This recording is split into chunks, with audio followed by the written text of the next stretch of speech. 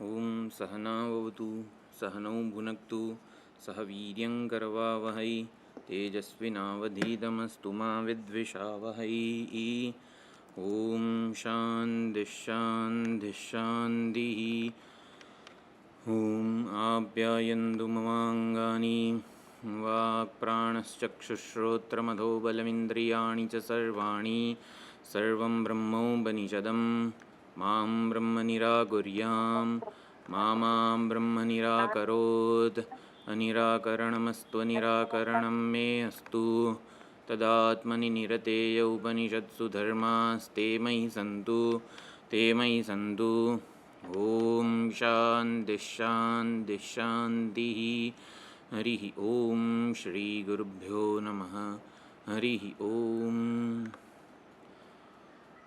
सदाशिवसमारम्भां शङ्कराचार्यमध्यमाम् अस्मदाचार्यपर्यन्तां वन्दे गुरुपरम्पराम्।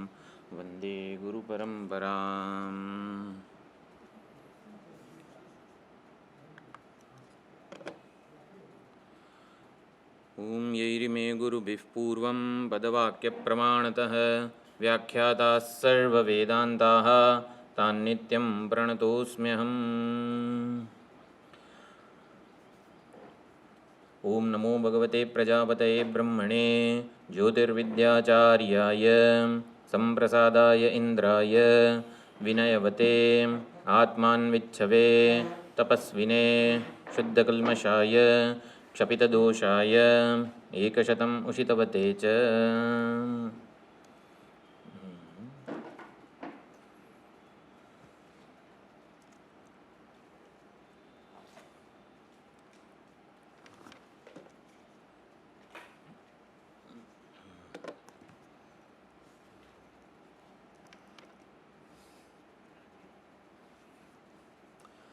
તો 8, 12, 4 એ કંડિકા છે.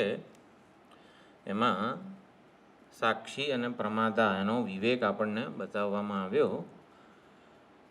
ચક્ષુરૂપી ઇન્દ્રિયને કરણ બનાવીને જે જોનારો છે દ્રષ્ટા પ્રમાતા એને પણ જે ઉજાળે છે એ સાક્ષી છે.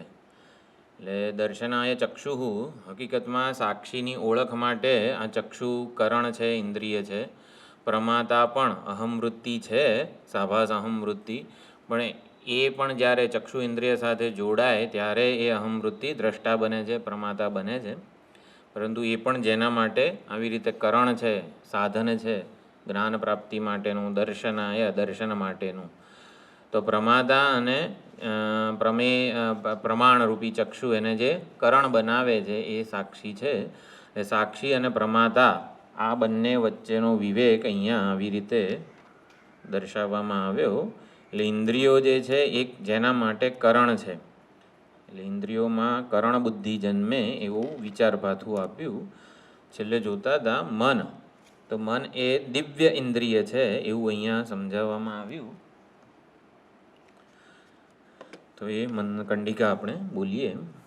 અથયો વેદ ઇદમ મન્વાની ઇતિ સ આત્મા મનઃ અસ્ય દૈવં ચક્ષુઃ સ વૈ એષઃ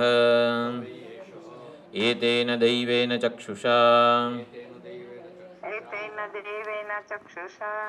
મનસા એતાન કામાન પશ્યન રમતે.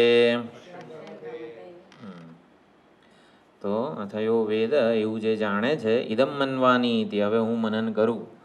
એટલે મનન કરવા માટે જે મનરૂપી ઇન્દ્રિયને કે દિવ્ય ઇન્દ્રિય અંતઃકરણને, ઇન્દ્રિયોને બાહ્યકરણ કહેવાય, મન બુદ્ધિને અંતઃકરણ કહેવાય.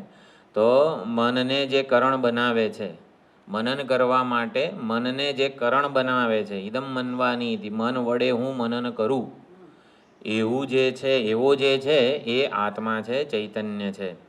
એટલે મન વડે જ્યારે મનન કરે ત્યારે એ આત્મા મનતા કહેવાય. એટલે મનતા એનું કર્મ નામ છે. મનન કરતો હોય ત્યારે કેવો લાગે છે સાક્ષી? તો કે મનતા જેવો લાગે છે. એટલે મનન કરતો ના હોય ત્યારે સાક્ષી કેવો છે? મૂળ સ્વરૂપે છે.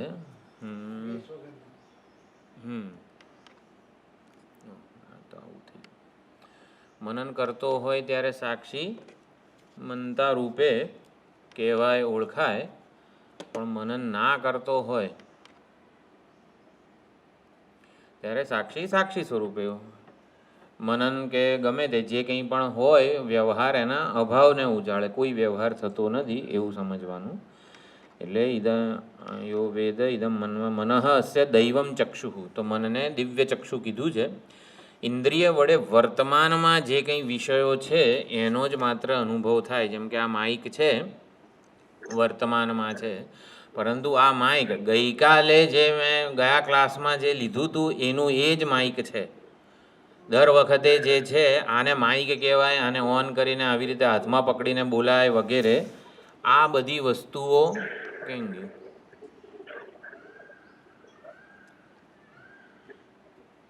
દરેક પોતે જાતે જો પોતાનું મ્યુટ કરે ને તો વધારે સારું, કારણ કે દર વખતે કરવું પડે છે મારે પછી.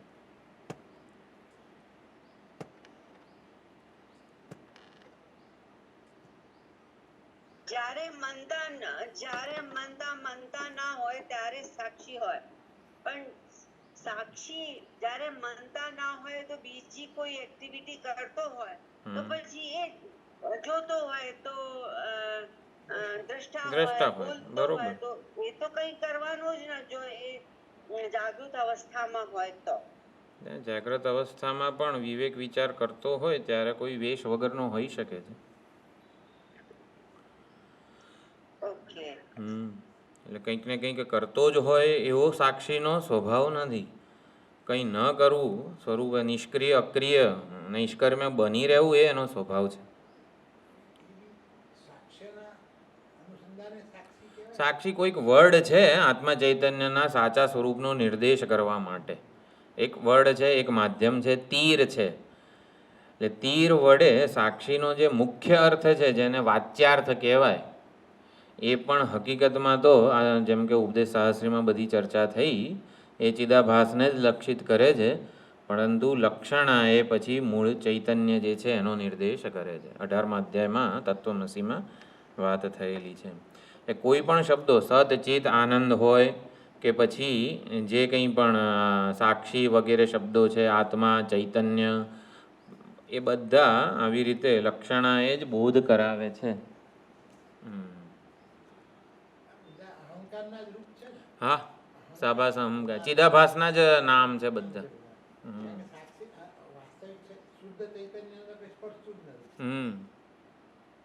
એ તો જાણતોય નથી કે હું મને કોઈક સાક્ષી કહે છે વગેરે.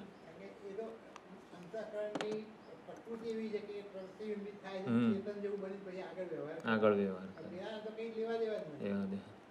એમ કે રજ્જુને ખબર નથી કોકે મારા પર સર્પનો અધ્યારોપ કર્યો છે. એવી રીતે કોક મને સાક્ષી કહે છે, કોક મને ચૈતન્ય કહે છે, કોક મને બ્રહ્મ કહે છે, એવું બધું મૂળ ચૈતન્યને ખબર નથી એમ. હા, અથયો વેદ ઇદમ મનવાની, એટલે આ પ્રમાણે હું મનન કરું એવું જે છે એ આત્મા છે, સાક્ષી છે. મનઃ અસ્ય દૈવમ ચક્ષુ, તો આ દૈવ દિવ્ય ચક્ષુ છે મન.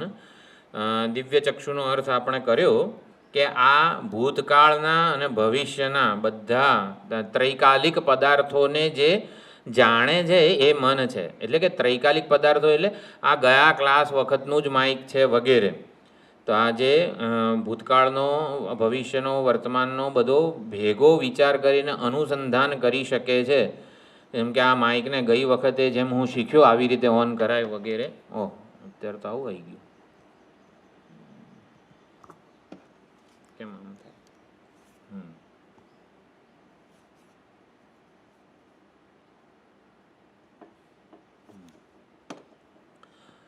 તો એ મન વડે જ આપણો સઘળો વ્યવહાર થતો હોય છે. આપણને લાગે કે ઇન્દ્રિયો બધો વ્યવહાર કરે છે, ઇન્દ્રિયો માહિતી આપે છે. માહિતીનું અર્થઘટન, અનુસંધાન એ આ મન કરતું હોય છે. એટલે હકીકતમાં આપણો વ્યવહાર જાગ્રત અવસ્થામાં આપણે ધારીએ છીએ કે ઇન્દ્રિયો વડે થાય છે, પરંતુ મન વડે જ થાય છે. આને રોટલી કહેવાય, આને ભાત કહેવાય, બધો જ વ્યવહાર. આ વ્યક્તિનું નામ આ છે, ઇન્દ્રિયો નથી કહેતી કે આ જયપ્રકાશભાઈ છે, મનુભાઈ છે વગેરે. ઇન્દ્રિયો નથી કહેતી, એ મન જ કહે છે. એટલે આપણે કોની જોડે વ્યવહાર કરીએ છીએ? આંખ વડે જે વ્યક્તિ છે, આંખ નથી કહેતું આ જયપ્રકાશભાઈ વગેરે છે. હકીકતમાં મન વડે ભૂતકાળમાં આ ભાઈનું નામ કોકે મને કીધું હતું જયપ્રકાશ વગેરે, તો એ પ્રમાણે મન અનુસંધાન કરીને ભૂતકાળ, ભવિષ્યકાળ, વર્તમાન બધાનું ભેગું આવી રીતે ઇન્ટરપ્રિટેશન કરીને વ્યવહાર સંપન્ન કરે છે. એટલે જો મન વડે જ બધો વ્યવહાર થતો હોય તો પછી ઉપનિષદ આગળ કંડિકામાં કહે છે મન દિવ્ય ચક્ષુ છે, તો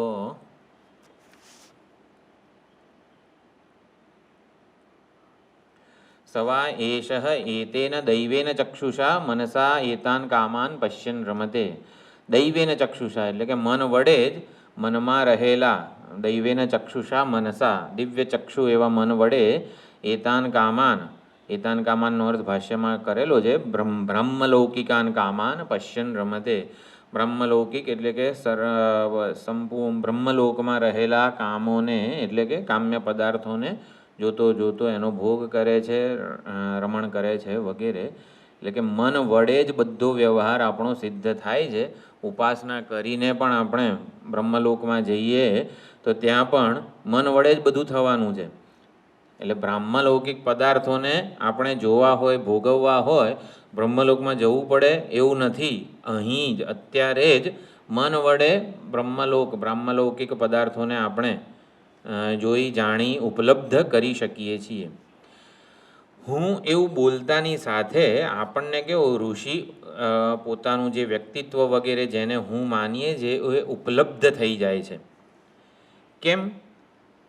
હું એવું બોલું એની સાથે જેને હું કહું છું ઋષિ વગેરે ઉપાધિ, મારી વ્યક્તિત્વ, લાગણીઓ, વિચારો, નિર્ણયો, આગ્રહો, અભિપ્રાયો, કામનાઓ, સંસ્કારો, વાસનાઓ બધું હું તરીકે ઉપલબ્ધ થઈ જાય છે.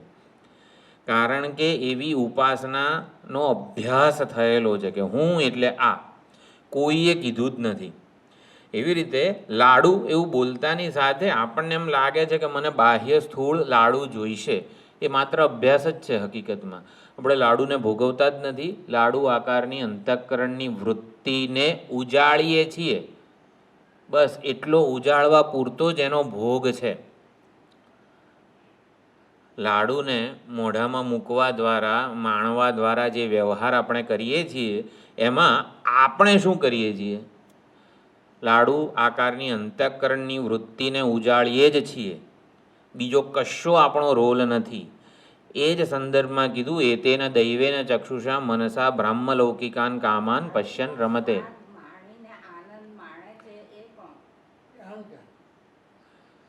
એટલે આમ કેવું કરવાનું છે કે આપણે હંમેશા આ કોણ કરે છે એમ કરીને એને શોધવાનું. ધારો કે એ અહંકાર કે ગમે તે અહંકાર આપણે નથી જવાબ, પણ એટલે એ જાણીને શું કરવાનું, એમ શું ફાયદો થયો? કોણ વ્યવહાર કરે છે, કોણ ભોગવે છે, કોણ આનંદ ભેગો કરે છે? ધારો કે કોઈક એક્સ આન્સર છે એનો. એટલે આપણે હંમેશા મારો વ્યવહારને હું સમજું એવું ને, વ્યવહારને મિથ્યા સમજવા માટે આ વિચારણા છે. આપણે શું કહ્યું? લાડુ આકારની અંતઃકરણની વૃત્તિને ભોગવીએ છીએ વગેરે જે વિચારણા કીધી એના દ્વારા સમજવાનું છે કે આપણું એકે કર્મ કે એકે કર્મફળનો ભોગ કે વ્યવહાર એ માત્ર ઉજાળવા રૂપ છે. આપણે એનું મિથ્યાત્વ સમજવાનું છે. આ થોડો ખ્યાલ આવે છે? સેન્સ જે તાત્પર્ય પહોંચાડવા માગું છું, બ્રહ્મલોકના પદાર્થોને અત્યારે ભોગવવા હોય તો કઈ રીતે સંભવ છે? બ્રહ્મલોકનો લાડુ ખાવો હોય તો બ્રહ્મલોકના લાડુને ત્યાં બ્રહ્માજી જે રીતે ઉજાળે છે એ જ રીતે હું ઉજાળું છું. એટલે ભોગ, ચૈતન્યનો ભોગ એટલે ચૈતન્ય એનો સાક્ષી હોવું. ચૈતન્યસ્ય સાક્ષિત્વમ એવ ભોક્તૃત્વમ. ભોગતા કોણ છે? તો કે ચૈતન્ય છે. એટલે ચૈતન્ય અથવા તો જેને જીવ કહેવાય કે એ ભોગતા છે? ના, ચૈતન્યમાં ભોક્તૃત્વ અજ્ઞાન કલ્પિત છે. એટલે ભોગતાની શોધ કોણ કરી રહ્યું છે, કોણ ભોગવી રહ્યું છે, એટલે જિજ્ઞાસા જન્મે એટલા પૂરતો એને ભોગતા કીધું છે. એમાં ભોક્તૃત્વ અજ્ઞાન કલ્પિત છે. એમાં આપણે પણ લાડુને ભોગવીએ છીએ એવું નથી. લાડુ ખાઈએ ત્યારે પણ લાડુને ભોગવીએ છીએ એવું નથી. લાડુ આકારની અંતઃકરણ વૃત્તિને ભોગવીએ છીએ ના, લાડુ આકારની અંતઃકરણ વૃત્તિને ઉજાળીએ છીએ માત્ર. કારણ કે ચૈતન્ય અક્રિય જ છે, બધો વ્યવહાર થતો હોય ત્યારે પણ અક્રિય જ રહે છે. ભોગવે છે કોણ? તો પછી ભોગવવું એ અજ્ઞાનના ક્ષેત્રમાં થઈ રહ્યું છે, એને આપણે મિથ્યા સમજવાનું છે. હકીકતમાં કશો ભોગ વગેરે કોઈ વ્યવહાર બધો ભ્રાંતિ અધ્યાસ મૂલક છે. હકીકતમાં ભોગ કોણ કરી રહ્યું છે ને એનો એક વાક્યમાં કે એક અક્ષરનો જવાબ છે જ નહીં. તમે ભોગતા કે કર્તાનો એક વાક્યમાં કે એક શબ્દમાં જવાબ માગો ને તો એ વેદાંત એટલે એ છે જ નહીં એમ. આ કરતા છે. જેમ કે ભાઈ ઓલો કહેતો હતો ને ઉદ્દાલક યાજ્ઞવલ્ક્યને કે આત્મા આત્મા સાક્ષાત અપરોક્ષ બધું કરો છો, આમ ગાયનું શિંગડું પકડીને આ ગાય છે એમ કરીને બતાવો ને મને આ આત્મા છે, તો કે ના બતાવી શકાય. એવી જ રીતે મને આમ કહો આમ. હા બોલો. ખરેખર મન જડ છે, શરીર જડ છે, તો ઈ ભોગવે નહીં અને આત્મા ઈ ભોગવે નહીં, એટલે કોઈ ભોગવતું જ નથી, એવું થાય ને. આ એકદમ અલ્ટિમેટ વિચાર છે, પણ એ સંતોષ આપી શકે કે નહીં એ ખબર નથી મને. જો આ શરીર તો જડ છે, તો એ બધું વ્યવહાર તો ચાલે જ છે ને જડનો. હા, એટલે આપણે વ્યવહારને મિથ્યા સમજવા માટે વેદાંતની વિચારણા છે. નથી લાગે છે આપણે સંભાવું આપણા વ્યવહારને અજ્ઞાન કલ્પિત ભ્રાંતિ માત્ર સમજવાનો છે. કોણ કરે છે એ જવાબ શોધવા માટે વેદાંત નથી. કોઈ નથી કરતું. અધ્ધરતાલ તો ના કહેવાય, ભ્રાંતિમૂલક વ્યવહાર છે. હકીકતમાં આપણને એવું લાગે છે કે આપણને વ્યવહાર કે જગત જે લાગણીઓ જન્માવે છે આપણામાં, એનો કોઈક સંતોષકારક ઉત્તર મળે કે જેને હું ઓલો શું કહેવાય બધો દોષનો ટોપલો એના માથે મૂકી શકું કે આના લીધે આવું થાય છે. એને શું કહેવાય? કલ્પ્રિટ કહેવાય ને. આપણે કોઈક મારું કોઈકે અપમાન કર્યું જાહેર સભામાં, તો કોઈક કલ્પ્રિટને આપણે એને પછી એને દંડિત કરીએ એમ. એટલે આપણે હંમેશા આપણા વ્યવહાર વેદાંત પાસે શું અપેક્ષા છે આપણી, કે આપણી સમસ્યાઓનો જે કલ્પ્રિટ છે ને એને હોધે ને એને દંડિત કરે. જાણે કે ભગવાન મારું દુઃખ દૂર કર. કયું દુઃખ છે? કે ભાઈ આ દુઃખ છે વ્યવહારનું, આ તે બધું. પણ વેદાંત એવું કહે છે કે દુઃખ નામની વસ્તુ નથી. હવે એ કઈ રીતનું છે બધી વસ્તુઓ? કર્મણ્ય કર્મ પશ્યેદ ગહના કર્મણો ગતિમાં સુંદર રીતે આ બધી ચર્ચા થયેલી છે કે અપમાન કરનારો અને અપમાનનો ભોગ બનેલો આ બધા ત્રણે ત્રણ અજ્ઞાન કલ્પિત છે. અપમાન નામની વસ્તુ નથી, અપમાન કરનારોય સાચો નથી, અપમાનનો ભોગ બનનારો પણ સાચો નથી. એ બહુ સુંદર રીતે ગહના કર્મણો ગતિમાં ચર્ચા થઈ. અહીંયા આપણે શું સમજીએ છીએ? આપણે લાડુને ભોગવતા નથી, લાડુ આકારની અંતઃકરણની વૃત્તિને ઉજાડીએ છીએ માત્ર. એટલો જ આપણો વ્યવહારમાં આપણી સંડોવણી છે. વ્યવહારમાં સાક્ષીની મારી આત્મચૈતન્યનો ભાગ શું છે, જેના આધારે સઘળો વ્યવહાર થઈ રહ્યો છે, એનો રોલ શું છે? તો કે અંતઃકરણની વૃત્તિ પ્રારબ્ધ આકારે જે બને, માન આકારે, અપમાન આકારે, સુખ આકારે, દુઃખાકારે, એ વૃત્તિ પ્રારબ્ધને આધારે બનવાની છે. એમાં હું માત્ર એને ઉજાળું છું. આ બધી કંડિકાઓનો આ અર્થ છે. આવો ક્યાંય અંદર લખેલું નથી. આ માત્ર ને માત્ર તમારી લોકો સામે આવું સૂઝ્યું છે ભગવાન દ્વારા. બાકી આવું ક્યાંય કોઈએ એટલે આપણે આ રીતે વિચાર દ્વારા આ જ ફાયદો છે સહાધ્યાયીઓનો, કે સામે એ પ્રમાણે આપણને સમજનારું કોક હોય તો આ રીતે અર્થ સ્ફુરે. મનસા મન વડે બ્રહ્મલોકના પદાર્થોને ભોગવે છે. એટલે આમ એવું લાગે કે ભાઈ તત્વજ્ઞ છે ને સર્વવ્યાપક થઈ ગયો છે બ્રહ્મજ્ઞાની, એટલે એ બધું બધે સર્વવ્યાપક થઈ જાય, બ્રહ્મલોકમાં પહોંચી જાય ને બ્રહ્મલોકમાં રહેલા ભોગોને ભોગવે. હવે આ અર્થ આપણે જાણીને શું કામ છે? ઓલો માણસ છે ને બધા ભોગો ભોગવે છે, આપણને કંઈ સંતોષ થાય નથી. હા, તત્વજ્ઞાની બધા કામ્ય પદાર્થોને ભોગવે છે. તો જય શ્રી કૃષ્ણ. હા, આપણે બહુ તેને પગે લાગીએ. હા, એટલે એ કઈ રીતે કરે છે એમ આપણે જાણવાનું શું છે એ હકીકતમાં ભોગવે જ ખરો. હા, એટલે એ જે કરે છે ઇન ધ સેન્સ કે એની જે સ્થિતિ છે, નિષ્ઠા છે જ્ઞાનની, એ જ્ઞાન નિષ્ઠા કેવી છે કે ગમે ત્યાં કોઈ પણ માણસ એટલે બ્રહ્મલૌકિક પદાર્થોને ભોગવે છે વગેરે, એ વસ્તુ શું છે કે ત્યાં બ્રહ્મલોકમાં રહેલા બ્રહ્માજી કે આપણા જે ઉપાસકો ક્રમ મુક્તિ દ્વારા ત્યાં ગયા હોય એ બધાએ લાડુ આકારની અંતઃકરણ વૃત્તિને ઉજાળે જ છે, કશું ભોગવતા નથી. તો અહીં રહીને આપણે એ ના થઈ વિચાર દ્વારા એ વસ્તુને સમજી તો શકીએ ખાલી. એટલે દરેકે દરેક વ્યવહાર જે છે ને આ માત્ર ને માત્ર વ્યવહારથી થોડાક આપણે ઉપરામ કે વ્યવહાર આપણા માટે ઇદમ બને, ઓબ્જેક્ટિવ બને, ત્યારે આ પ્રકારની વિચારધારા થઈ શકે છે કે આપણે ક્યાં સુધી વ્યવહારમાં થતા અનુભવોને સત્યતા આપીને જ આપણે વેદાંત પાસે એનો જવાબ માગીશું. એટલે માન અપમાનને સાચું માનીને આપણે વેદાંત પાસે જઈએ છીએ, ભગવાનને પ્રાર્થના કરીએ છીએ કે ભગવાન દુઃખ દૂર કર વગેરે. પણ ક્યાં સુધી માન અપમાન વગેરે હર્ટ અને ગિલ્ટને સાચા માનીને વેદાંત પાસે જઈશું? તો પછી વેદાંત કહેશે હા પ્રારબ્ધ છે, ઓલામાં તને દુઃખ માટે ઈશ્વર કોકને દુર્જન બનાવે છે, તારા સુખ માટે ઈશ્વર કોકને સજ્જન બનાવે છે વગેરે વગેરે. આ બધે વિચારધારા હોય કે કોકને તો આમ દોષનો ટોપલો ઠોકીએ એટલે એવું હા બોલો. આપણને સ્વાદ તો આવે જ છે ને. હા, લાડુ ખાવાથી સ્વાદનો અનુભવ તો થાય જ છે. હા, કોને થાય છે? આપણે વિચાર કરીએ સ્વાદ એટલે શું. ચાલો, સ્વાદ આવે છે, આનંદ આવે છે, માણીએ છીએ આપણે. બીજી વાર કોક બનાવે એવું આપણે ઈચ્છીએ છીએ. આ મમ્મી દર વખતે હોળીમાં અને શેમાં ગણેશ ચતુર્થી વર્ષમાં 2 વખત લાડુ બનાવવાના હોય કે હા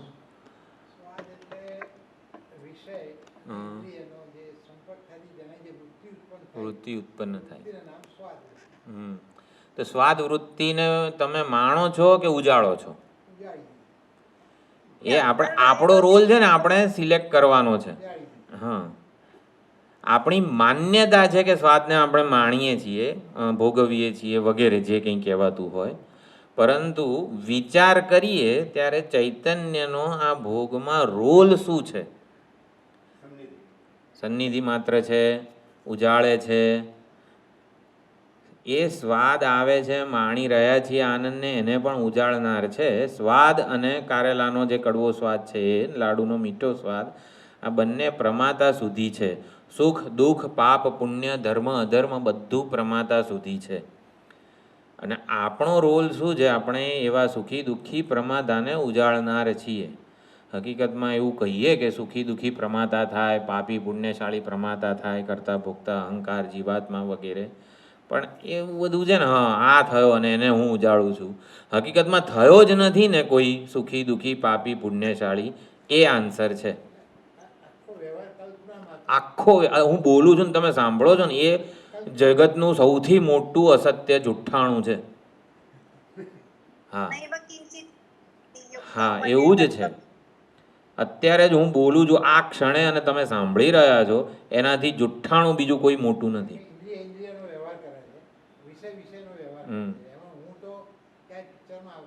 હા, એટલે હું ને આપણે કઈ રીતે સમજવાનો છે દરેકે દરેક વ્યવહાર હુંની ઓળખ, સાચી ઓળખ કઈ રીતે કરાવે, એ આ 2 કંડિકામાં વિચાર ભાથું આપવામાં આવ્યું છે.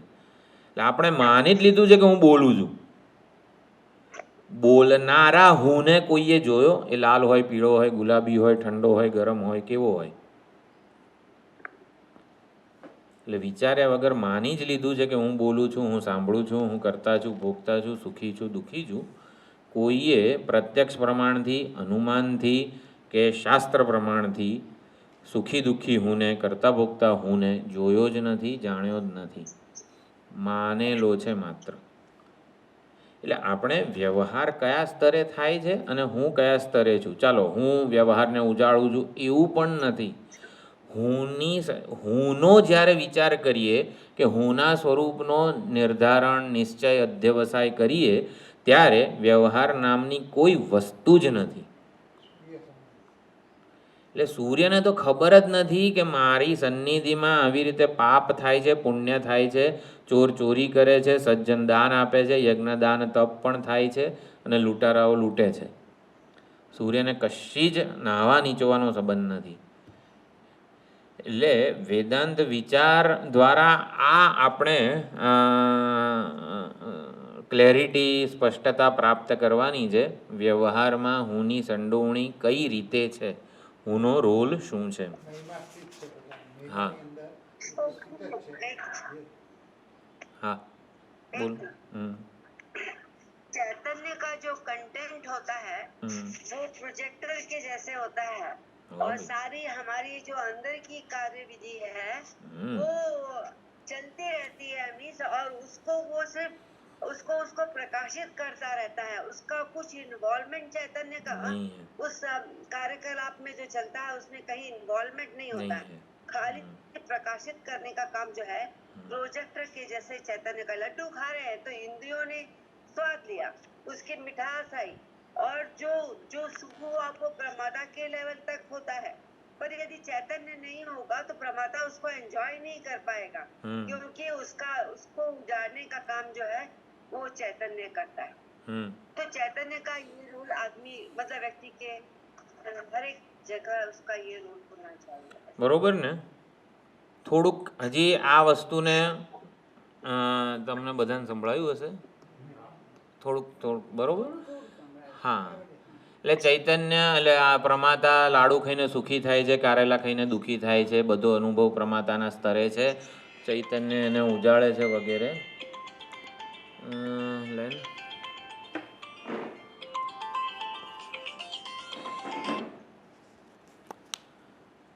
નલિન કાકા ત્યાં બહાર.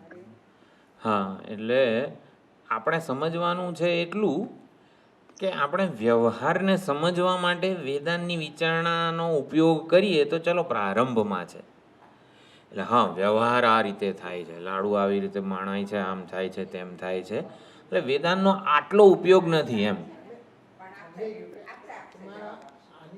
હા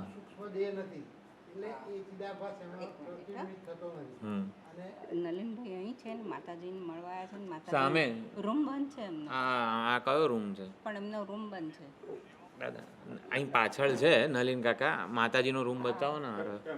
હા ગુરુપ્રિય મોટો વીઆઈપી રૂમ. હા કે છે બહારથી લોક છે. હા આવે આશારામભાઈ આવે. આશારામભાઈ આવે છે તમને બતાવે છે. હા એટલે શું આપણે હા બોલ.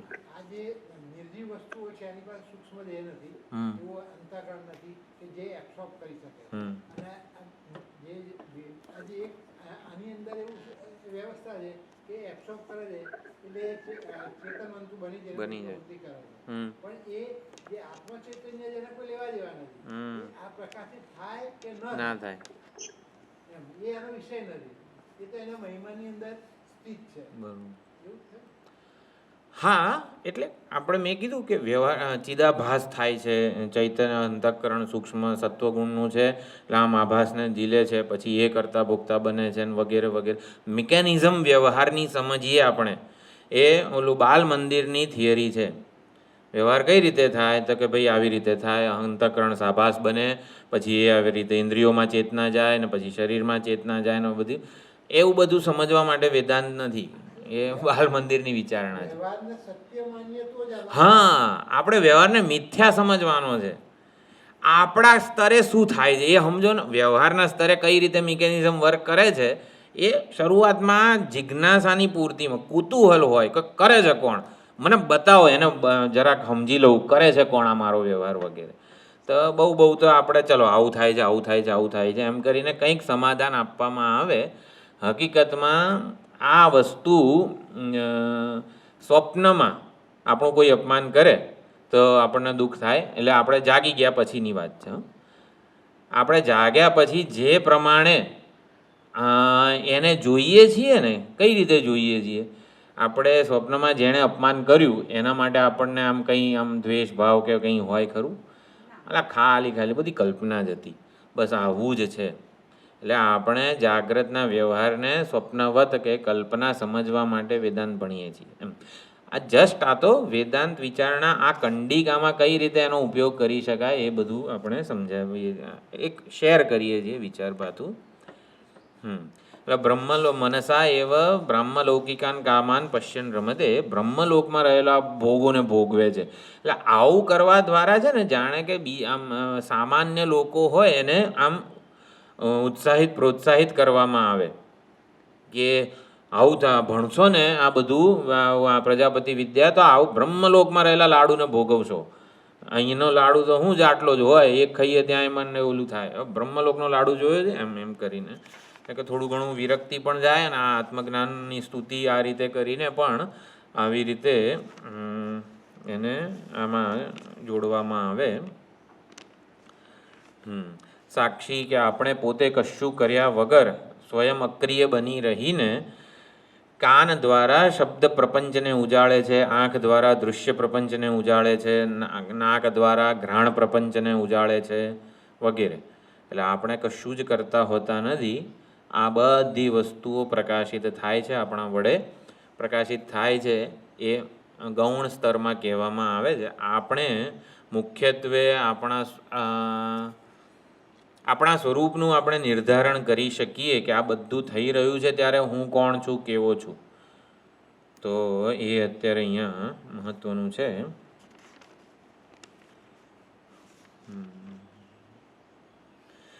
સ્વપ્ન પ્રપંચનો અનુભવ થતો હોય સ્વપ્ન અવસ્થામાં ત્યારે હું, એટલે આપણે સ્વપ્ન શરીરની વાત નથી કરતા, ત્યારે હુંની સ્થિતિ જે હોય છે કે હું આખા સ્વપ્ન પ્રપંચનું સ્વયં પ્રકાશ અધિષ્ઠાન છું. એટલે મારા ઉપર આખો પ્રપંચ કલ્પાય છે, વ્યવહાર કલ્પાય છે, બધું જ થાય છે. એવી જ રીતે આ જાગ્રતનો પણ વ્યવહાર, સમગ્ર વ્યવહાર, આ દેહ સાથે જગતનો જે કોઈ વ્યવહાર થતો હોય એ બધું હું ઉપર આવી રીતે કલ્પાયેલું છે.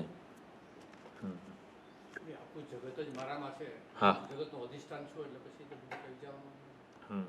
એટલે ત્યાં શું થાય છે પ્રતિબિંબના સ્તરે કે કલ્પનાના સ્તરે શું થાય છે મહત્વનું જ નથી જરાય.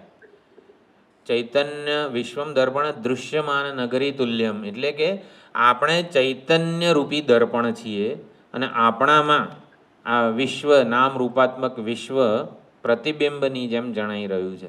તો પ્રતિબિંબની શું સત્તા હોય? અત્યારે મારા મુખ સામે હું અરીસો મૂકું અને તિલક કરું તો તિલક રૂપી વ્યવહાર કરવા માટે અરીસો જોઈએ. અરીસા વગર હું તિલક યોગ્ય જગ્યાએ ના કરી શકું. એટલે વ્યવહાર માટે વ્યવહાર પ્રતિબિંબ જોડે જ થાય, વ્યવહાર બિંબ જોડે નથી થતો. હું તિલક કરું છું કપાળમાં, કોના કપાળમાં કરું છું? મારા કે પ્રતિબિંબના? પ્રતિબિંબના કપાળમાં જ તિલક કરું છું. આપણને લાગે છે તો એ લાભ મને પોતાને, હું ક્યાં જોઈને તિલક કરું છું? કારણ કે મને જ મારું કપાળ તો દેખાતું જ નથી. એટલે હું ક્યાં જોઈને તિલક? વ્યવહાર પ્રતિબિંબમાં જ થાય, પ્રતિબિંબ સ્તરે જ થાય, જે પ્રતિબિંબ ત્રણેય કાળે અસત છે. પ્રતિબિંબ નામની કોઈ સ્વતંત્ર વસ્તુ નથી. એવી જ રીતે આ ચૈતન્ય દર્પણ છે અને એમાં આ વિશ્વ નામ રૂપાત્મક જગત જણાઈ રહ્યું છે અને જગત સાથે વ્યવહાર કરનારો જીવ પણ કલ્પાયેલો છે. હકીકતમાં એકમાત્ર ચૈતન્ય જ સત્ય વસ્તુ છે અહીંયા. હવે શું છે? ત્રૈકાલિક વિષયોને, મન અને દિવ્ય ચક્ષુ કીધું કારણ કે એ ત્રૈકાલિક વિષયોને ઉજાળે છે. ત્રૈકાલિક વિષયો એટલે કાલે જે આ માઇક હતું એ જ આજે છે, બદલાઈ નથી ગયું વગેરે. માઇક જોડે કેવો વ્યવહાર કરવો જોઈએ બધું મન જ ઉજાળે છે. એટલે કે આ પ્રમાણે વ્યક્તિ, વસ્તુ, પરિસ્થિતિ સાથે આ પ્રમાણે વ્યવહાર થાય. ભાઈ કોળિયો મોંમાં જ મુકાય, નાકમાં ના જાય વગેરે. આ બધી વસ્તુઓ જે છે એ મન વડે થાય છે. ત્રૈકાલિક પદાર્થો વડે વ્યવહાર થતો હોય છે. જેમ કે દિવ્ય ચક્ષુ એ હેતુથી કીધું છે કે આપણે જન્મીએ ત્યારે પણ આપણને ચાલતા અને બોલતા વગેરે જે પ્રમાણે શીખતા હોઈએ છીએ એ બધું આપણે મન વડે જે સંસ્કારોને લઈને જ આવ્યા હોઈએ છીએ એ પ્રમાણે થાય છે. એટલે મનની દિવ્યતા આપણે જાણતા નથી. આ જ મન વડે આપણે બ્રહ્મલોકના પદાર્થોને ભોગવી શકીએ છીએ. અહીંયા પાછું એ યાદ રાખવાનું, ભોગવવું એટલે એને ઉજાળવું. એટલે મનની દિવ્યતા આપણે જાણતા નથી, મનના મહિમાને આપણે જાણતા નથી હકીકતમાં. કારણ કે દોષ, કયો દોષ? દેહાભિમાન. ઉપાધિનું અભિમાન જે છે એને જેટલું દ્રઢ માનીશું એટલું આ થશે. જેમ કે એક શરૂઆતના આ ક્લાસની શરૂઆતમાં જેમ કીધું, જેમ કે હું બોલતાની સાથે આપણને કેવો ઋષિ આટલી માન્યતા, વિચારો, આટલા સંસ્કારો, વાસનાઓ વાળો આપણને ઉપલબ્ધ થાય છે, એ આપણો અભ્યાસ છે. આ વસ્તુ 8મા અધ્યાયમાં અભ્યાસ યોગયુક્તેન વગેરે જે છે અભ્યાસ, વારંવાર અભ્યાસથી આપણે એટલી બધી હું આ શરીર છું એવી ઉપાસના કરેલી છે કે આપણને હું શરીર રૂપે જ લાગે છે. એ શરીર કરતાં જુદો છું એવી આપણને કલ્પના પણ થતી નથી. કેમ? અભ્યાસ. એક માન્યતાનો એટલો બધો અભ્યાસ કર્યો છે હું આ શરીર છું એટલે આપણને હું શરીર રૂપે જ જણાય છે. એટલે એટલો અભ્યાસ કે એટલી ઉપાસના આપણે આ દિવ્ય ચક્ષુ એવા મન વડે કરીએ કે હું ચૈતન્ય છું, આ સર્વ સમગ્ર જગતને ઉજાળું છું, એવી માત્ર ઉપાસના કરીએ ને તો પણ હું આપણને, એનું બેસ્ટ ઉદાહરણ ગાર્ગ્ય છે, અજાતશત્રુવાળો ગાર્ગ્ય, કે હું આદિત્યમાં રહેલું ચૈતન્ય છું, હું ચંદ્રમામાં રહેલું ચૈતન્ય છું. આવી રીતે કે ઉપાસના દ્વારા એવો હું બની શકે છે. બહુ સુંદર 8મા અધ્યાયમાં વાત આવવાની છે. અભ્યાસ યોગયુક્તેન ચેતસા નાન્યગામિના પરમમ પુરુષમ દિવ્યમ યાતિ પાર્થાનું ચિંતયન. એ ગાર્ગ્ય જેવી પરિસ્થિતિ જે છે એ શ્લોકમાં ચર્ચવામાં આવી છે. અજ્ઞાનવશ વિષયને આપણે પોતાનાથી ભિન્ન માનીએ છીએ એટલે કામના કરવી પડે છે. આપણને એમ લાગે છે કે લાડુ ખાવા હોય તો લાડુની ઈચ્છા થવી જોઈએ અને લાડુ આપણે ખાઈએ, બનાવીએ એમ. હકીકતમાં અજ્ઞાનને લીધે લાડુને પોતાનાથી ભિન્ન જોઈએ છીએ અને માટે ઈચ્છા કરીએ છીએ અને ઈચ્છા કરીને પછી ઈચ્છાની પૂર્તિના કર્મો કરીએ છીએ અને કર્મો દ્વારા પછી પ્રાપ્ત કરીને બંધાઈએ છીએ. અજ્ઞાનવશ લાડુને પોતાનાથી ભિન્ન જોઈએ ને એટલું જ કલ્પ્રિટ છે. એના લીધે ઈચ્છા કરવી પડે છે. આપણે પરાણે ઈચ્છા કરીએ છીએ. ઈચ્છા શેના માટે કરવી પડે? મારા કરતાં જુદું હોય, અપ્રાપ્ત હોય એની જ ઈચ્છા કરવી પડે ને. એટલે અજ્ઞાનવશ લાડુને પોતાનાથી ભિન્ન જોઈએ. અત્યારે એવું સમજી ગયા આપણે, ધારો કે એવો નિશ્ચય થઈ ગયો અને એવો અનુભવ પણ થઈ ગયો કે હું લાડુને ભોગવતો નથી, લાડુ આકારની અંતઃકરણની વૃત્તિને ઉજાળું છું, એટલે એ અંતઃકરણની વૃત્તિ તો મને, એટલે મારા ઉપર જ અધ્યસ્ત છે. એટલે કે લાડુ અને લાડુ આકારની અંતઃકરણની વૃત્તિ મને પ્રાપ્ત જ છે. તો ઈચ્છા કરવાની ના રહી. એટલે બ્રહ્મલોકમાં રહેલા પદાર્થોને ભોગવે છે એટલે આ રીતે ઉજાળે છે. ઉજાળવા માત્રથી એને બધું પ્રાપ્ત છે. અજ્ઞાનને લીધે વિષયને પોતાનાથી જુદો માનીએ, કારણ કે અજ્ઞાનને લીધે મારો પોતાનો એવો નિશ્ચય થાય કે હું આ એક ઉપાધિ છું, વિષયોને મારાથી જુદા જોઉં તો જ ઈચ્છા જન્મે. ઈચ્છા જન્મે એટલે કર્મ કરવું પડે, કર્મ કરીએ એટલે ફળ મળે અને આખું બંધન, આને કર્મબંધન વગેરે કહેવાય. કર્મબંધનનું મૂળ હકીકતમાં તો આ અજ્ઞાન જ છે. કામના અને કામનાનું મૂળ અજ્ઞાન વગેરે. એટલે ઈચ્છા મને આવી રીતે વિષયને અનુપલબ્ધ બતાવે છે. જો ઈચ્છા ના હોય ને તો લાડુ મને પ્રાપ્ત જ છે. લાડુને ભોગવવાનો જ રહેતો નથી. જો લાડુની ઈચ્છા ના હોય તો એમાં શું મોટી ધાડ મારી? લાડુની ઈચ્છા ના હોય તો લાડુને ભોગવવાની જરૂરિયાત રહેતી નથી. એટલે બ્રહ્મલોકના લાડુને ભોગવવો હોય તો શું કરવાનું?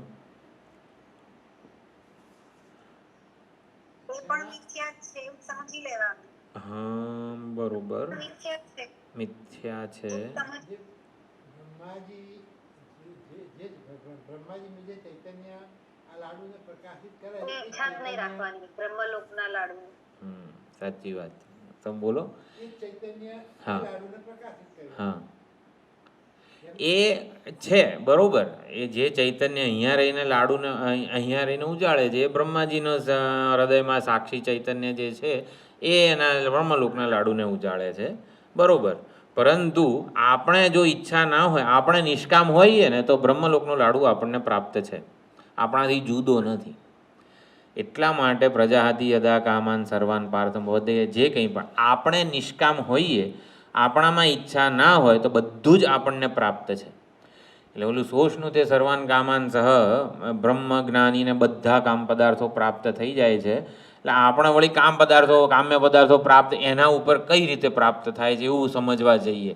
હકીકતમાં સમજવાનું એ છે કે બ્રહ્મ જ્ઞાની નિષ્કામ છે, અકામ છે.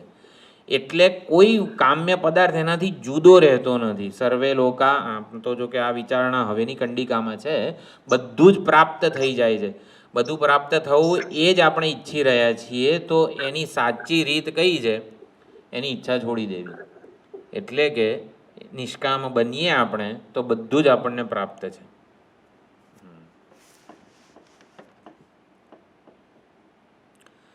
એટલે આપણે આમ કયા સ્તરે સમજવા માંગીએ છીએ અને ક્યાં ઉત્તર રહેલો છે એનો? હા, થવું જોઈએ ચૈતન્યના સ્તરે. એટલે પ્રાપ્ત કરવા માંગીએ છીએ કારણ કે અપ્રાપ્ત માનીએ છીએ. હકીકતમાં અપ્રાપ્ત જ નથી.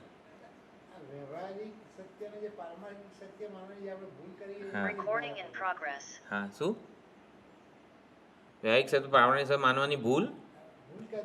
હા, એ જ ભારે પડે છે. એટલે અમુક યુક્તિઓ જે છે ને એ ખરેખર આપણે વિચારીએ ને,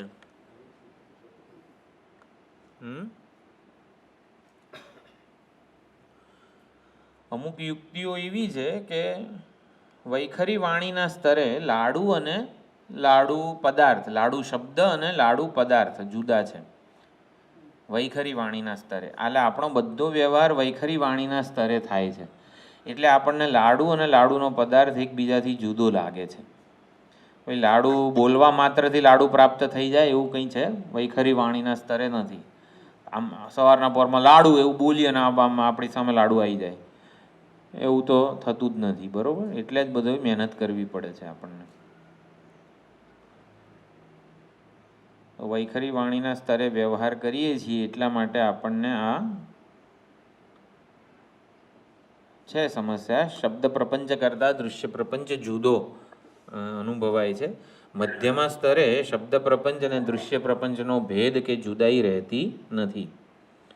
મધ્યમાં સ્તરે આપણે ઘણી વખત વાત કરેલી છે. યોગીઓ મધ્યમાં સ્તરે વાત કરતા હોય છે, વ્યવહાર કરતા હોય છે. મધ્યમાં સ્તરે શબ્દ પ્રપંચ અને દૃશ્ય પ્રપંચનો ભેદ નથી. એટલે બ્રહ્માજી વગેરે જે સર્જન કરે, લાડુ એવું બોલે અને લાડુ સર્જાયેલો હોય એવું આમ વાક્ય વપરાય, પણ લાડુ શબ્દ કરતાં લાડુ પદાર્થ જુદો હોતો નથી. જેમ કે સ્વપ્નમાં શબ્દ પ્રપંચ અને દૃશ્ય પ્રપંચ જુદા હોય. આપણે વિચાર કરીએ ત્યારે એમ કે લાડુનો સંકલ્પ જ લાડુનું શરીર છે ને. આમ ત્યાં ઘઉંનો ને ઘીનો ને ગોળનો લાડુ હોય સ્વપ્નમાં નહીં, સંકલ્પ જ લાડુનું શરીર છે ને. આપણે સ્વપ્નમાં ને સ્વપ્ન ઉપર વિચાર કરી રહ્યા છીએ. સ્વપ્નમાં લાડુ માટે ઘઉં લેવા જવા પડે, ઓલું બધું ક્રશ કરવું પડે, ઘીમાં તળવા પડે અને ગોળ નાખવો પડે ને બધું કરવું પડે. ના, મફતમાં લાડુ પ્રાપ્ત હોય આપણને. કશું કર્યા વગર લાડુ. હા બાપુ, તો મજા પડી જાય નહીં. કશું કર્યા વગર લાડુ પ્રાપ્ત થઈ જાય તો એટલે સમજવું શું પડે? લાડુ સંકલ્પાત્મક છે એમ. શબ્દ પ્રપંચ કરતાં દૃશ્ય પ્રપંચ સ્વપ્ન ઉપર વિચાર કરી રહ્યા હોઈએ તે ક્ષણે સ્વપ્નનું બધું સંકલ્પાત્મક જ હોય છે ને એમ. સંકલ્પથી જુદું કોઈ મટીરિયલ હોય છે, ઉપાદાન હોય છે સ્વપ્નમાં? એવું જ જાગ્રતમાં છે. થોડાક લોજિકને એક્સટેન્ડ, એને અતિદેશ કહેવાય. સ્વપ્નના મિથ્યાત્વ કે જે ને સમજવા માટેનું જે લોજિક કે યુક્તિ છે એનો અતિદેશ કરવાનો, એને આમ ખેંચવાનું કંઈ સુધી, જે જાગ્રતમાં સુધી. તો જાગ્રતમાં તો કેટલી મહેનત કરવી પડે છે. પરસેવો પાડીએ ત્યારે લાડુ બને છે, મફતમાં થોડો બને છે. હા, નથી બને.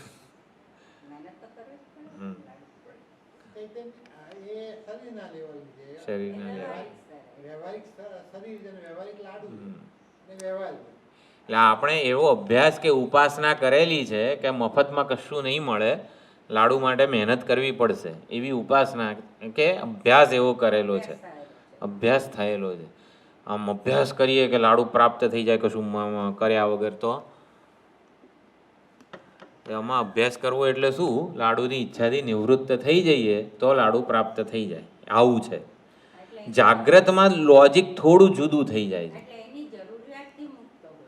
જરૂરિયાતથી મુક્ત હોવું, અથવા તો જ્યારે જાગ્રતમાં બધી મહેનત કરીને આપણે લાડુ બનાવીએ છીએ, ભગવાનને ધરીને ખાઈએ છીએ, ત્યારે પણ આપણે લાડુ ખાતા નથી, લાડુ આકારની વૃત્તિને ઉજાળીએ છીએ. આવું જાગ્રતમાં લોજિક થઈ જાય છે.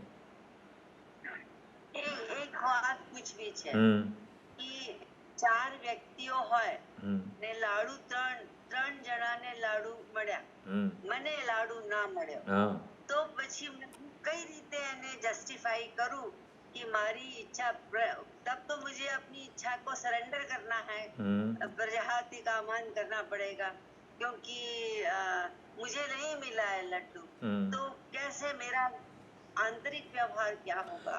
વેદાંતનો ઉત્તર એ છે, आप मुझे लड्डू खा रहे हैं, आप खा रहे हैं, मुझे लड्डू नहीं मिला, तो मान लो मुझे लड्डू खाने की इच्छा हुई थी, तो फिर मुझे वो इच्छा छोड़नी पड़ेगी और फिर ये भाव लाना पड़ेगा, वो एक प्रोसेस हो. હા, એટલે ત્યારે એવું છે. હા બોલો અમંતિકાબેન. બીજાને આપવાનો આનંદ માણવાનો. હા, એ જેને કહેવાય ને, ભગવદ્ ગીતામાં 3 સ્તરે ભગવાને અર્જુનને સમજાવ્યું છે. ફિલોસોફિકલ એંગલ, પછી એથિકલ એંગલ, અને આને ગુજરાતીમાં શું કહેવાય, વ્યાવહારિક સ્તરનો ઉપદેશ, નીતિને કેન્દ્ર સ્થાને રાખીને ઉપદેશ, અને પારમાર્થિક ઉપદેશ. 3 સ્તરે ઉપદેશ આપ્યો છે. ન જાયતે મ્રિયતે ફિલોસોફિકલ છે. વ્યાવહારિક સ્તરે કર્મયોગનો, જે હેમંતિકાબેને કીધું કે બીજાને લાડુ આપવાનો આનંદ વગેરે, અને નીતિ વિષયક, એટલે અર્જુનને જે અકીર્તિમ ચાપી ભૂતાની, તું નહીં કરે તો તારું આ અકીર્તિનો મરણાદતિ રીચ્યતે વગેરે જે શ્લોકો છે એ નીતિ વિષયક. ક્ષત્રિયની નીતિ શું હોવી જોઈએ, ધર્મનું રક્ષણ વગેરે વગેરે વગેરે, એ જે છે 4-5 શ્લોક એથિકલ એંગલથી ઉપદેશેલા છે. તેમ અત્યારે આપણે તમે જે કીધું કે કર્મયોગ બરોબર છે, શરૂઆતમાં આપણને જે ગવાયાની વગેરે જે લાગણી જન્મે એનો ઉપાય છે કે ભાઈ આ મને ભગવાને તક આપી કે આવી રીતે બીજાને આનંદિત કરીએ, બીજાના સુખે સુખી થઈએ, એને એક્ટ ઓફ કાઇન્ડનેસ વગેરે વગેરે જે હોય. પણ છે ને એ ઓલું પ્રતિપક્ષ ભાવના જેવું છે. મેં દૂધનો ઉભરો વગેરે જે ઉદાહરણ આપ્યું હતું, દૂધ ઉભરાતું હોય તો ડાપણ એ છે કે ગેસ બંધ કરી દઈએ, તેમ ગેસ બંધ કરી દેવાનું એ આપણી વેદાંત વિચારણા છે. એ 3ને લાડુ મળ્યો, એ 3 આનંદિત થયા, એ પણ ભ્રાંતિ છે, અને હું લાડુ વગરનો રહી ગયો એ પણ ભ્રાંતિ જ છે. એ લાડુના ભાવને ઉજાળે છે, હું લાડુના અભાવને ઉજાળું છું. એ લોકો ભોગવે છે, આનંદિત થાય છે, એ પણ ભ્રાંતિ છે, અને હું રહી ગયો, દુઃખી થઈ ગયો, એ પણ ભ્રાંતિ છે. મને નથી મળ્યું, હું અપ્રાપ્ત રહી ગયો લાડુથી, એ પણ એટલી જ સરખી ભ્રાંતિ છે જેટલી એ લોકોને પ્રાપ્ત થયો લાડુ, એ પણ ભ્રાંતિ જ છે. એ લોકો લાડુના ભાવને ઉજાળે છે, હું લાડુના અભાવને ઉજાળું છું. બરોબર ને? કેવું મસ્ત છે ને વેદાંત. પછી આમ કહેવામાં આવે નીતિ વિષય કે એના પુણ્યો હતા ને એટલે એને લાડુ મળ્યો, થોડા સત્કર્મો કરો તો તમને લાડુ મળશે. बरोबर.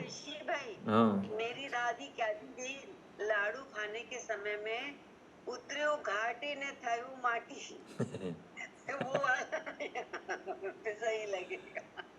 ઉતર્યું ઘાટીને થયું માટી, એવું કંઈક છે આપણે ગુજરાતીમાં, મને બહુ ખબર નથી. ये बोलता था कि खाने में बहुत नहीं, उतर्यो घाटी मतलब यहाँ से नीचे उतरा और હા, મિટ્ટી હો ગયા. બરોબર. અહીંયા ઉતર્યું, ઘણી મહેનત કરીને ઉતાર્યું ને પછી માટી જ થઈ ગયું. અરે આમે આમ આપણે સરસ ખાધું એ બહુ એક્ઝામ્પલ મને હમણાં યાદ આવ્યું.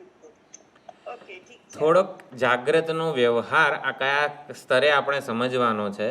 એક તો આપણે વિચારણા કરી કે આપણે ઉજાળીએ છીએ લાડુ આકારની વૃત્તિને, માન આકારની વૃત્તિને, અપમાન આકારની વૃત્તિને, સુખ દુઃખ આકારની વૃત્તિને માત્ર ને માત્ર ઉજાળીએ છીએ. એક આ વસ્તુ છે. અને બીજી વસ્તુ આપણે આ એક મિથ્યા સ્તરે કે ભાવ અભાવ વગેરેને ઉજાળીએ છીએ. કોઈક રીતે જાગ્રતના વ્યવહારને આપણે કયા સ્તરે સમજવાનો છે. હુંના સ્તરે લાવીએ તો એ આપણને પ્રભાવિત કરે, મહત્ત્વનો લાગે આપણને, પણ વ્યવહારને આપણે ઉપાધિના સ્તરે રાખીએ એવું બધું નથી. વ્યવહાર માત્ર ને માત્ર ભ્રાંતિ છે. આપણે મેં કીધું કે હું બોલી રહ્યો છું ને તમે સાંભળી રહ્યા છો, એ ત્યાંથી વધારે બીજું કોઈ જુઠ્ઠાણું નથી વ્યવહારનું. એટલે આપણે થોડુંક લોજિક કે યુક્તિઓ કે બુદ્ધિની સમજને આપણે વેદાંત શાસ્ત્ર વડે હુંમાં આ વસ્તુને કલ્પિત સમજવાની છે, એવું છે. હા, અજ્ઞાનવશ વિશ્વ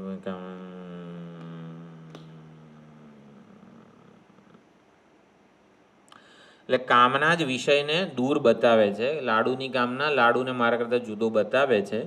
કામનાનું મૂળ એવું અજ્ઞાન ન રહે, એટલે જ્ઞાન વડે, આત્મજ્ઞાન વડે તત્વજ્ઞાનીમાં આત્મજ્ઞાન પ્રાપ્ત થાય એટલે અજ્ઞાન ના રહે, એટલે સંકલ્પ માત્રથી સર્વ કંઈ સુલભ બની રહે છે.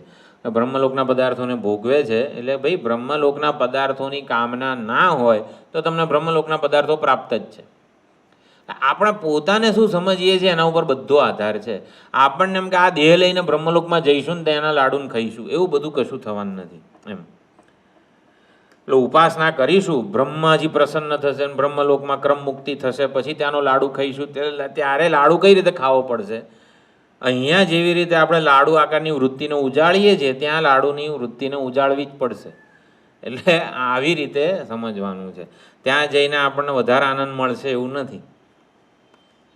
સંકલ્પાત્મક જ લાડુ હશે બ્રહ્મલોકનો, તો અહીંનોય સંકલ્પાત્મક જ છે. જેમ સ્વપ્નમાં લાડુ ઘઉં ઘી ને ગોળથી નથી બનતો, સંકલ્પથી જ બને છે, એમ અત્યારનો આ લાડુ જે દેખાય છે થાળીમાં એ પણ સંકલ્પાત્મક જ છે. એ રીતે બરોબર.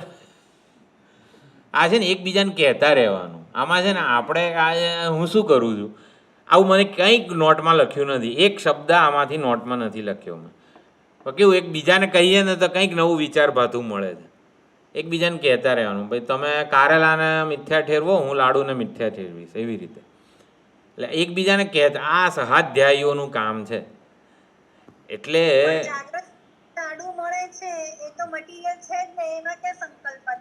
એ મટીરિયલ એ સંકલ્પાત્મક જ છે ને.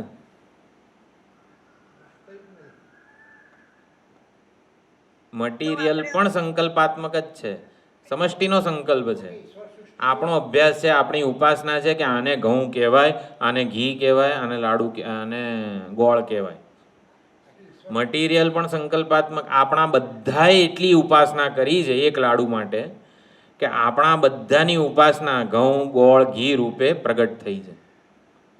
એટલે સમષ્ટિ ઈશ્વર સંકલ્પ કરે છે, સમગ્ર જગતનું સર્જન કરે છે. ઈશ્વરનો સંકલ્પ એટલે શું? આપણા બધાના કર્મો. આપણા બધાના કર્મો એવા હતા કે લાડુ બનવો જરૂરી હતો, એટલે ઈશ્વરે સંકલ્પ કર્યો, એના મટીરિયલ બનાવ્યા અને આપણામાં સંકલ્પ કર્યો કે આવી રીતે બને, આ રીતે બધે. હકીકતમાં સંકલ્પથી વધીને જાગ્રતનો કોઈ પદાર્થની સત્યતા નથી. આવું એકબીજાને કહેતા રહેવાનું, એવું છે. બરોબર. તો હવે આગળ આમાં કંઈ આપણે ભાષ્ય જોઈ લઈએ. ચલો એકવાર.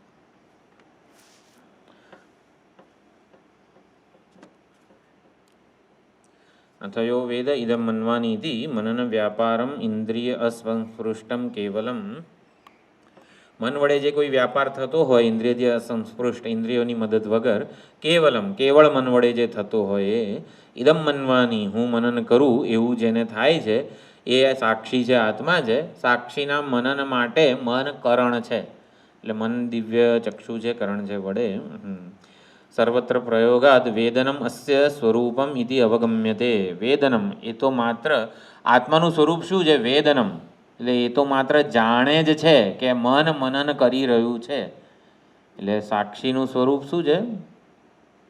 એ તો માત્ર મનન કરી રહેલા મનને ઉજાળે છે. આપણે એવું માનીએ છીએ કે હું મનન કરું છું વગેરે, પણ એ મનન કરી રહેલા મનને ઉજાળે છે. સર્વત્ર વેદ યથા સ પુરસ્તાદ પ્રકાશયતિ આદિત્ય દક્ષિણતઃ પશ્ચાદ ઉત્તરતઃ વગેરે. દર્શનાદિ ક્રિયા નિર્વૃત્યર્થાની તુ ચક્ષુરાદિ કરણાની. દર્શન વગેરે વ્યવહારનું નિર્વર્તન એટલે કે એને નિર્વૃત્ય નહીં, નિવૃત્તિ નહીં, નિર્વૃત્ય એટલે કે એનું સંપાદન કરવું, વ્યવહાર સંભવ બનાવવો, દર્શનાદિ ક્રિયારૂપી વ્યવહારને સંભવ બનાવવા માટે નિષ્પત્તિ. સંપાદન એટલે કે એ સરસ રીતે ચાલે, ત્રિપુટી બને, વ્યવહાર થાય, એના માટે ઇન્દ્રિયો છે. ઇદમ ચ અસ્ય આત્મનઃ સામર્થ્યાદ અવગમ્યતે. આવું કઈ રીતે ખબર પડે છે? જેમ કે સૂર્ય છે, કઈ રીતે ખબર પડે છે કે ભાઈ બધી વસ્તુઓ જણાય છે. આમાં આત્મા છે એ કઈ રીતે, કયા સામર્થ્યથી ખબર પડે કે ભાઈ ચક્ષુ વગેરે ઇન્દ્રિયો દ્વારા સઘળો વ્યવહાર થાય છે, માટે કોઈક સાક્ષી એને ઉજાળનાર હોવો જોઈએ વગેરે. એ રીતે આત્મનઃ સત્તા માત્ર એવ જ્ઞાન કર્તૃત્વમ નતુ વ્યાપૃતતયા. સત્તા માત્ર ઉજાળવું એટલું જ આત્માનું કર્તૃત્વ અથવા તો સંડોવણી છે, ઇન્વોલ્વમેન્ટ છે. નતુ વ્યાપૃતતયા. વ્યાપૃત એટલે થવું, એટલે અંદર એક પ્રમાતા બનવું, પ્રમેય બનવું કે એવી રીતે. એમ આત્માને જાણવાનો પ્રયત્ન કરીએ ત્યારે આત્મા પ્રમેય બને, કે પછી જાણે છે ત્યારે પ્રમાતા બને. એ કંઈક બનવું, અંદર ઇન્વોલ્વ થવું, જોડાવવું, સંબંધિત થવું, એને વ્યાપૃત થવું કહેવાય. તો આત્મા કોઈ કર્તા, કર્મ, કરણ, સંપ્રદાન, અપાદાન કોઈ કારક બનતો હોય તો વ્યાપૃત થયો કહેવાય. પણ અહીંયા કીધું નતું વ્યાપૃત થયા, એકે કારક બન્યા વગર જ્ઞાન કર્તૃત્વ એટલે માત્ર ઉજાળે જ છે. ચિન્હ માત્ર સન્નિધિ સ્વરૂપ છે, એની સન્નિધિમાં બધું પ્રકાશિત થાય છે. યથા સવિતુઃ સત્તા માત્રમ એવ પ્રકાશન કર્તૃત્વમ. સવિતામાં, સૂર્યમાં પ્રકાશવાનું કર્તૃત્વ નથી, સામર્થ્ય કર્તૃત્વ નથી, સંકલ્પ નથી, ઈચ્છા નથી. એને તો કંઈ ખબર જ નથી કે હું પ્રકાશું છું, હું છું એટલું જ એ જાણે છે. પણ એની સન્નિધિમાં સર્વ કંઈ થાય છે. પ્રકાશન કરતા નથી, પ્રકાશવાની ક્રિયાનો માલિક નથી. પ્રકાશવાની ક્રિયાનું ફળ સૂર્યને નથી મળતું, આપણને બધાને મળે છે. એટલે પ્રકાશવાની ક્રિયારૂપી કંઈ જ સૂર્યમાં નથી. સૂર્ય માટે તો સ્વભાવ જ છે ખાલી. ન તું વ્યાપૃતતયા તદ્વત. મનઃ અસ્ય આત્મનઃ દૈવમ અપ્રાકૃતમ. તો દૈવ ચક્ષુ છે, અપ્રાકૃત ચક્ષુ છે. ઇતરેન્દ્રિયૈ અસાધારણમ. તો બીજી બધી ઇન્દ્રિયો કરતાં એ અસાધારણ, એટલે કે મનને સાધારણ કીધું, ઇન્દ્રિયોને અસાધારણ કીધેલું છે. મન સામાન્ય છે બધી ઇન્દ્રિયોમાં. ઇન્દ્રિયો એટલે ચક્ષુ રૂપરંગ માટે અસાધારણ કરણ છે. રૂપરંગના જ્ઞાન માટે કાન ના કામ લાગે, ત્વચા ન કામ લાગે. એટલે ઇન્દ્રિયૈ ઇતર ઇન્દ્રિયૈ અસાધારણમ ચક્ષુઃ. એટલે કે મન સાધારણ ચક્ષુ છે, ઇન્દ્રિયો અસાધારણ છે. ચષ્ટે અનેને ઇતિ ચક્ષુઃ. ચક્ષુ કોને કીધા? તો અહીંયા દૈવમ ચક્ષુઃ, દિવ્ય ચક્ષુ છે. દિવ્ય ચક્ષુ છે એટલે શું? જે ચષ્ટે એટલે કે પશ્યતી, જે જુએ છે એને ચક્ષુ કીધું છે. તો મન વડે જ બધું જોવામાં આવે છે, માટે મન દિવ્ય ચક્ષુ છે. વર્તમાન કાળ વિષયાણી ચ ઇન્દ્રિયાણી. વર્તમાન કાળના વિષયોને જ ઇન્દ્રિયો ઉજાડે છે, અત્યારે જે છે એ જ. અતઃ અદૈવાની એટલે ઇન્દ્રિયોને અદૈવ કીધું છે, સામાન્ય કીધું છે, પ્રાકૃત કીધું છે ચક્ષુ. પણ મનસ્તુ ત્રિકાલ વિષય ઉપલબ્ધિકરણમ. મેં કીધું આ માઇક છે એનો આવી રીતે ઉપયોગ કરાય, ભૂતકાળમાં આમ વાપર્યું હતું વગેરે. તો ત્રિકાળના વિષયોનું ઉપલબ્ધિકરણ આ મન કરે છે. મૃદિત દોષમ, જો દોષથી મૃદિત થયેલું હોય, ધોવાઈ ગયું હોય, ક્ષીણ દોષ જો થયું હોય તો સૂક્ષ્મ વ્યવહિતાદિ સર્વ ઉપલબ્ધિકરણમ ચ. તો સૂક્ષ્મ અને વ્યવહિત, વ્યવહિત એટલે દૂરના, બ્રહ્મલોકમાં રહેલાને પદાર્થોને વ્યવહિત પદાર્થો કહેવાય. આપણાથી દૂર છે જાણે કે, અને સૂક્ષ્મ છે, આપણને અત્યારે પ્રાપ્ત નથી આ શરીરમાં. તો જે સૂક્ષ્મ પદાર્થો છે, જે વ્યવહિત પદાર્થો છે, એ બધા સર્વ ઉપલબ્ધિકરણમ ચ. મન વડે જ બ્રહ્મલોકના લાડુને અહીં અત્યારે જ આપણે ભોગવી શકીએ. કઈ રીતે? ક્ષીણ દોષ થાય તો. એટલે મન પોતાનું આ શરીર સાથેનું તાદાત્મ્ય તોડે, એટલે કે દેહાધ્યાસ વગેરે જે છે જ્ઞાન વડે એને બાધ કરે, અપવાદ કરે, તો એ પોતાના સર્વવ્યાપક સ્વરૂપને જાણી શકે છે. સૂક્ષ્મ વ્યવહિત પદાર્થોને પણ ઉજાળી શકે છે, ઉપલબ્ધ કરે છે, એવું એ સમજી શકે છે. ઇતિ દૈવમ ચક્ષુઃ ઇતિ ઉચ્યતે. સવૈ મુક્ત સ્વરૂપ આપન્ન. તો તે જ મુક્ત છે, જે જીવન મુક્ત જ્ઞાની કેવો હોય? સ્વરૂપ આપન્ન, પોતાના સ્વરૂપને પ્રાપ્ત થયેલો હોય. અવિદ્યાકૃત દેહેન્દ્રિય મનોવ્યુક્ત. તો અવિદ્યાએ કરીને જે દેહેન્દ્રિય મન બુદ્ધિ સાથે તાદાત્મ્ય છે એનાથી જે વિયુક્ત છે, છૂટો પડેલો છે. સર્વાત્મ ભાવમ આપન્ન, ચૈતન્ય સર્વવ્યાપક છે, સંપૂર્ણ જગતનું અધિષ્ઠાન છે, એ રીતે સર્વવ્યાપક છે. અધિષ્ઠાન હોવાથી સર્વવ્યાપક છે. આપન્ન સન એટલે જીવનમુક્ત મહાત્મા પણ પોતાને સર્વત્ર ઉપલબ્ધ જુએ છે ચૈતન્યાત્મ સ્વરૂપે. સન એષ વ્યોમવત વિશુદ્ધ, તો વ્યોમવત આકાશની જેમ શુદ્ધ છે. સર્વેશ્વર, તો સર્વેશ્વર છે. મનઃ ઉપાધિ સન, મનોપાધિ સન, તો મનરૂપી ઉપાધિને ગ્રહણ કરીને સ્વીકારીને એતેન એવ ઈશ્વરેણ મનસા એતાન કામાન પશ્યન રમતે, એવું જે કીધેલું છે. તો મનસા એતાન કામાન સવિતૃ પ્રકાશવત, તો સવિતા જેવી રીતે સંપૂર્ણ જગતના નામરૂપને પ્રકાશિત કરે એવી રીતે મનને ઉપાધિ બનાવીને આ જે ચૈતન્ય છે, સાક્ષી છે, એ પ્રકાશવત નિત્ય પ્રતનેન દર્શનેન પશ્યન રમતે. કઈ રીતે કરે છે? ચૈતન્ય બધા જ પદાર્થોને કઈ રીતે બ્રહ્મલોક સુધીના પદાર્થોને ઉજાળે છે? કઈ રીતે? પ્રજ્ઞાનાંશુ પ્રતાનૈ સ્થિરચર નિકર વ્યાપીભિ વ્યાપ્ય લોકાન. પ્રજ્ઞાનરૂપી કિરણો વડે સર્વત્ર વ્યાપક થઈ ગયા છે તુરીય પરમાત્મા સ્વરૂપ હું ચૈતન્યરૂપી રશ્મિઓ વડે ચિદાભાસરૂપી મનને આવી રીતે ઉપાધિ બનાવીને, આ ચૈતન્યની રશ્મિઓ એટલે સાભાસ વૃત્તિઓ, તો એના વડે સર્વલોકને પ્રાપ્ત થઈ જવું છે. જેમ કે બ્રહ્મલોક એવો વિચાર કરું તો બ્રહ્મલોક આકારની વૃત્તિ એને ઉજાળું છું, એ રીતે બ્રહ્મલોક મને પ્રાપ્ત છે. જે વસ્તુની વૃત્તિ બને એ વસ્તુ મને પ્રાપ્ત થઈ જાય. કઈ રીતે? તે સંકલ્પ, તે વૃત્તિને ઉજાળવા રૂપે મને પ્રાપ્ત થઈ જાય.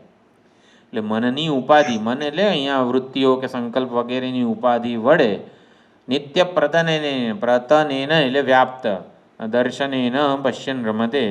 આમાં પ્રતનેનનો અર્થ શું કર્યો છે? ઇન્દ્રિયો કે સ્વામી મનસે ही सूर्य के प्रकाश के समान अपनी नित्य प्रसृत એટલે વિસ્તૃત व्याप्त दृष्टि से इन भोगों को देखता हुआ रमण करता है.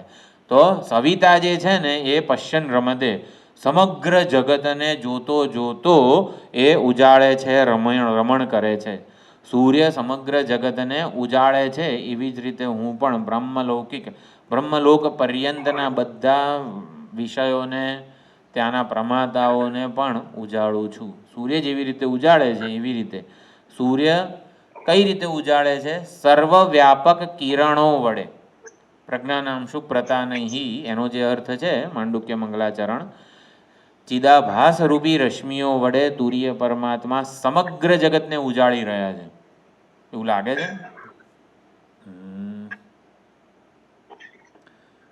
ચિદાભાસ રૂપી રશ્મિઓ વડે એટલે જેટલા મન છે એ બધામાં ચિદાભાસ રૂપે તુરીય પરમાત્મા ઉપલબ્ધ થાય. એટલે જાણનારો જે પ્રમાતા છે ને એ બની જાય છે. કઈ રીતે? સૂર્ય પોતે કંઈ ના કરે પણ એની રશ્મિઓ વડે બધું જ જગત પ્રકાશિત થાય. તેવી રીતે તુરીય ચૈતન્ય સ્વરૂપ જે પરમાત્મા છે, હું છું, એ ચિદાભાસ વડે, પ્રમાદા વડે બધા જગતને ઉજાળું છું. એટલે સૂર્યના કિરણો એ આ ચિદાભાસ છે એવું છે. જાણનારો કોણ છે? જેમ કે બે વસ્તુ જે છે, હા, બે વસ્તુ છે. એક જણાયેલી વસ્તુ છે અને જાણનારો છે, બરાબર? તો જણાયેલી વસ્તુ કઈ છે? જે નામ રૂપ વગેરે આખું જગત એ. અને જાણનારો જે છે એ કોણ બને છે? એ જ પોતે મનની ઉપાધિ કરીને, જેમ કે ઓલો સૂર્ય કિરણોની ઉપાધિ લે અને સમગ્ર જગતમાં વ્યાપ્ત થઈ જાય, એવી રીતે દરેકના મનની ઉપાધિ કરીને આ તુરીય પરમાત્મા આ સમગ્ર નામ રૂપને ઉજાળી રહ્યા છે. મનની ઉપાધિએ પ્રમાતા બનીને સર્વ જગતને ઉજાળી રહ્યા છે. એટલે સવિતૃ શું છે? મન વિસ્તૃત ક્યાં હતું ઓલું? પ્રતનેન એટલે કે વિસ્તાર વડે, ચિદાભાસ રૂપી કિરણોના વિસ્તાર વડે બ્રહ્મલોકના પદાર્થોને પણ જોતો એમાં રમણ કરે છે. રમણ કરવું કેવું છે? ઉજાળવા રૂપ જ છે. ઉજાળવા રૂપ જ એમનું રમણ છે. ચાલો, સુંદર રીતે આ બધું વિચારણા થઈ. તો આવતી વખતે હવે કઈ કંડિકા છે છેલ્લું, હા થોડું કંઈક હજી આ જ અર્થમાં થોડીક વિચારણા બાકી છે હજી, પછી જોઈશું. ઓમ પૂર્ણમદઃ પૂર્ણમિદં પૂર્ણાત પૂર્ણમુદચ્યતે પૂર્ણસ્ય પૂર્ણમાદાય પૂર્ણમેવાવશિષ્યતે. ઓમ શાંતિ શાંતિ શાંતિ. હરિ ઓમ શ્રી ગુરુભ્યો નમઃ. હરિ ઓમ.